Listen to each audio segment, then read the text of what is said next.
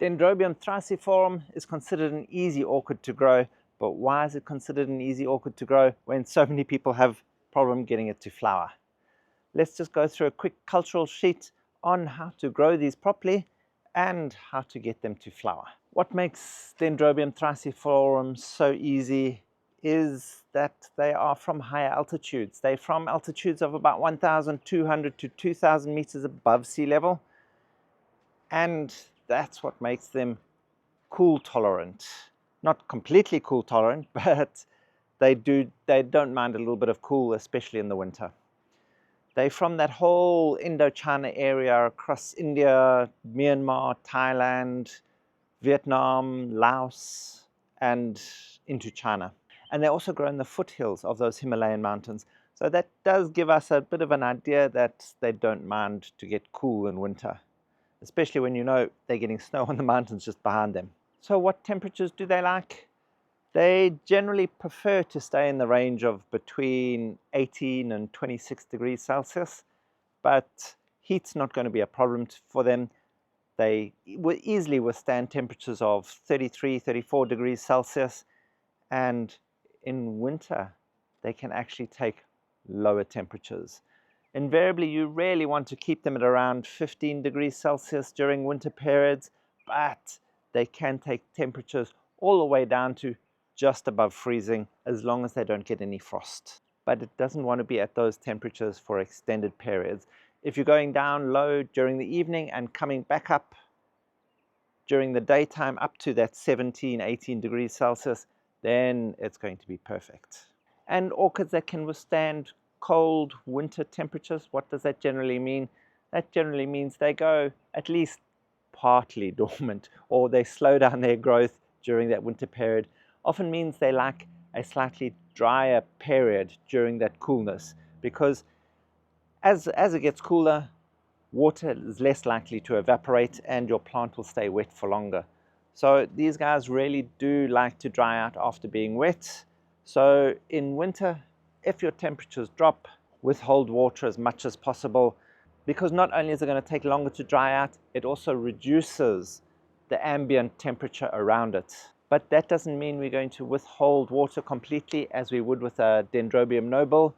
We still want to give these a little bit of water because they don't go completely dormant, although they do slow down their growth. So just as long as we're giving them enough water so that they don't dehydrate, just light watering or misting, that will be ideal for them, because these guys generally come from deciduous forests, meaning they're going to get a bit of shade during the spring and summer times during that heat, and then as winter comes, all those leaves fall off the plant.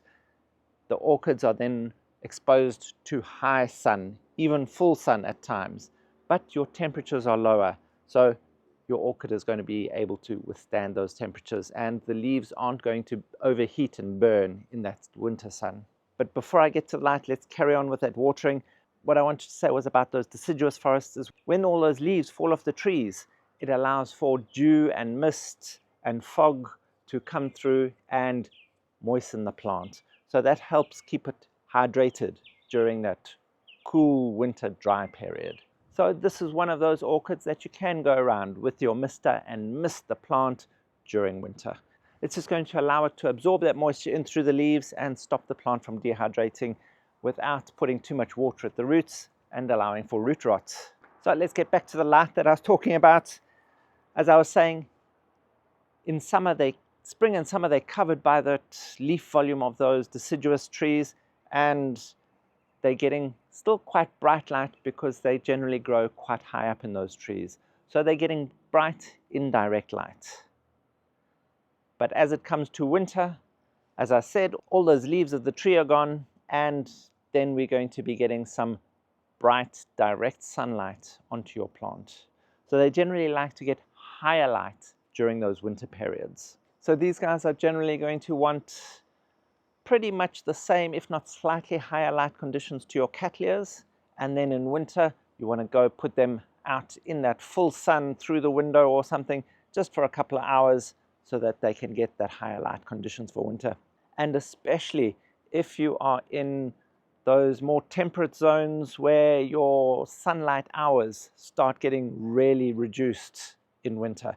then you want to make sure that if you can't give it as much direct sun as possible, then you want to add a little bit of artificial light just to make sure they're getting enough light to fulfill their requirements.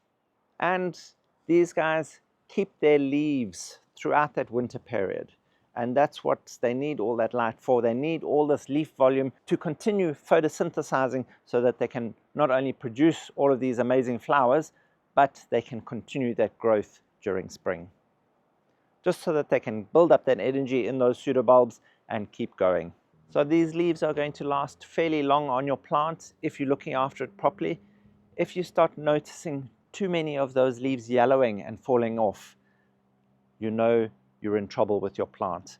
Check the roots, that you aren't rotting the roots through overwatering, or that you have given it too much of a dry spell, especially during that winter period, and you've started desiccating your plant.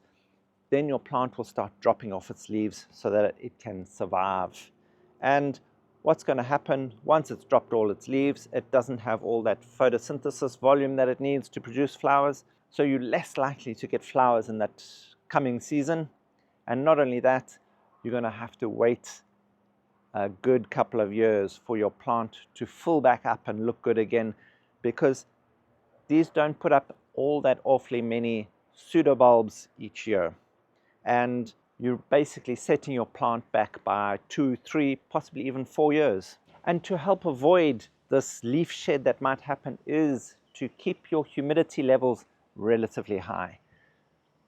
The one amazing thing about these is that they're not so fussy about their humidity levels. Anything from between 50 and 70% is ideal for them. Just remember to control your watering with regards to humidity and temperature levels. So if you're getting higher temperatures and lower humidities, remember to water more frequently. So already with these sort of cultural requirements that we have for this dendrobium, we can already tell it's actually relatively easy to grow, especially if you're growing indoors, because your temperatures are going to be much the same as what they require. Your humidity level, you just might have to add a humidifier or some evaporation trays just to increase that humidity indoors, because sometimes it can be a little bit low. But other than that, these guys can grow really well indoors and still produce lots of blooms for you. And with the feeding of these guys, since they don't go completely dormant during that winter, you can still possibly give them 1, possibly 2 feeds through that winter period, depending on how long your winters are or how long the coolness in those temperatures are. Because you don't want to overfeed them. Dendrobiums are very sensitive to high salt contents in their media. So if you're feeding them too much, especially when they're not using too much food, and of course you're not flushing as frequently because you're trying not to wet your plant, you're going to get a high buildup of salts in your media, which is going to burn the roots. Give them good feed during that spring and summer season, and then you can slow down a little bit in autumn and then withhold or feed once or twice during the whole of that winter period. So perhaps once a month.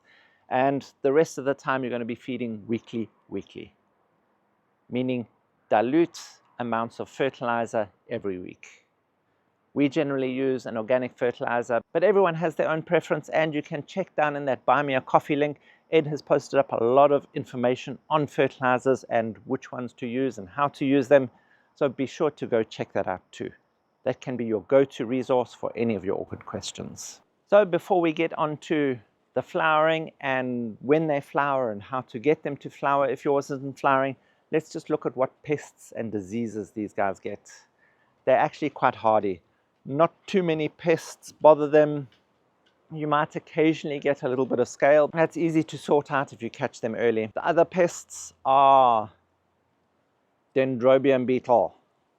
You can see here all this lacing effect on our orchids leaves. This is Dendrobium beetle. Telltale signs of this, you'll notice little brown feces on the tops of your leaves often. But these guys hide, so they're difficult to find sometimes. But we've just done a whole video on Dendrobium beetle. We'll put that link in the description box below. Other pests are slugs and snails, especially during flowering or as it's coming up to flowering. The slugs and snails are so attracted by the scent that these buds give off that they will get into your plant. They can chew off those flower spikes as they start growing, or even worse, you see these big beautiful flower spikes coming with these big beautiful buds, and then something comes through and chomps them all. Slugs and snails love it. And that's not to say they're not going to only enjoy the treat of the flowers, they'll nibble on the leaves too.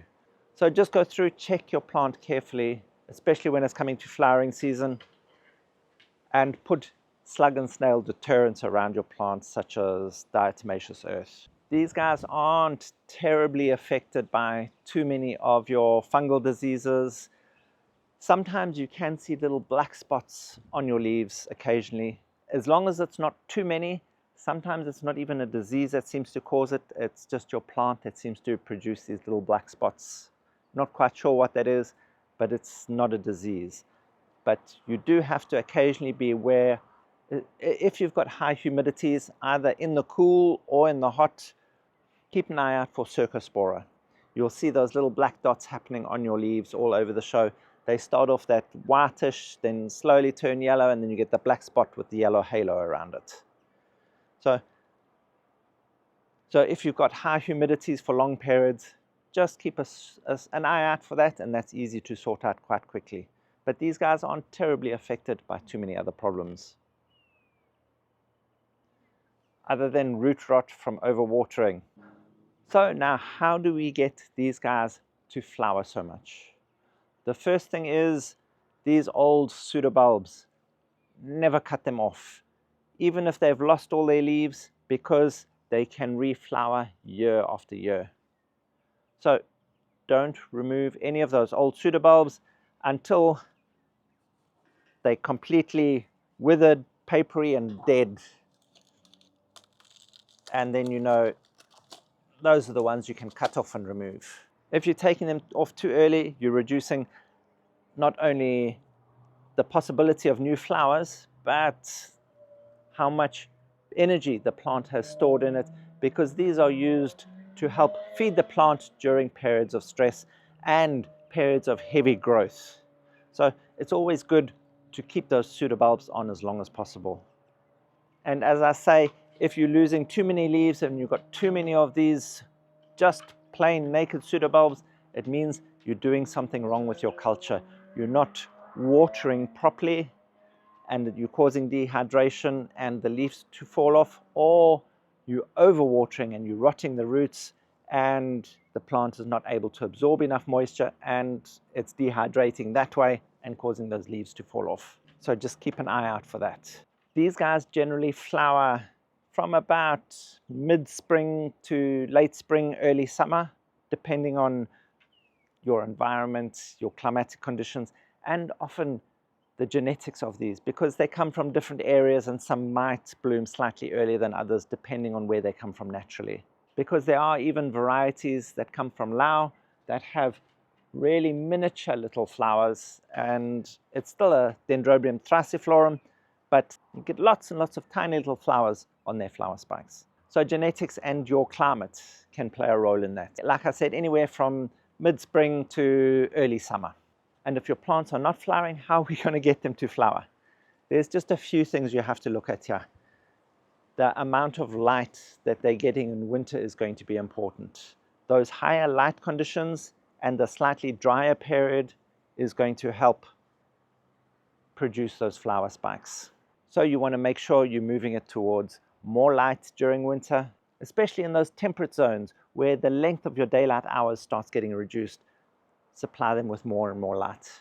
If your plant is a deep, rich emerald green, it needs more light. Make sure it's a little bit lighter and perhaps a little bit of yellow in around the pseudobulbs. That means it's getting enough light, and that means you'll probably get flowers.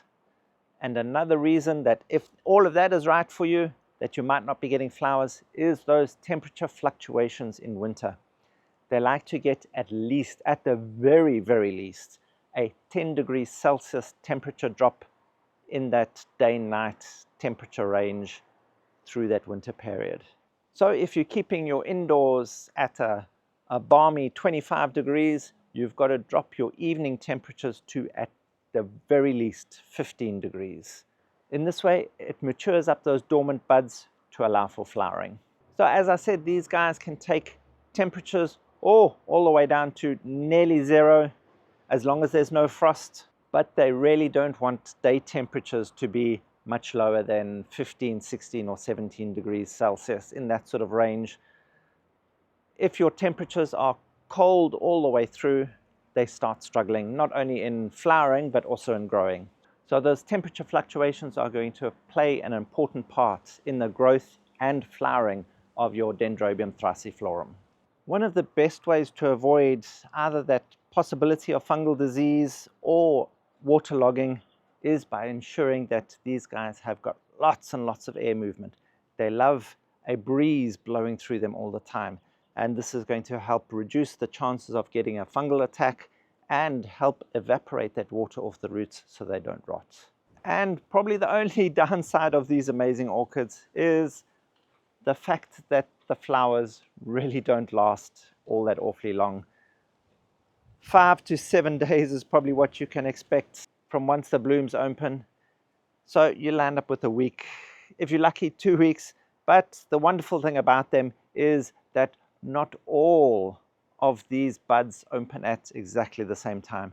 So you can land up with a show for an extended period as different sets of blooms open up at different points.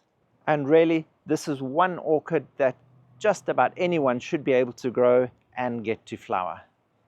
And if you found any of this information helpful, please hit that like button, hit that subscribe button, and that notification bell, bing bong, to be notified of all our upcoming content so you don't miss out on a thing. Help us grow as we help your orchids grow.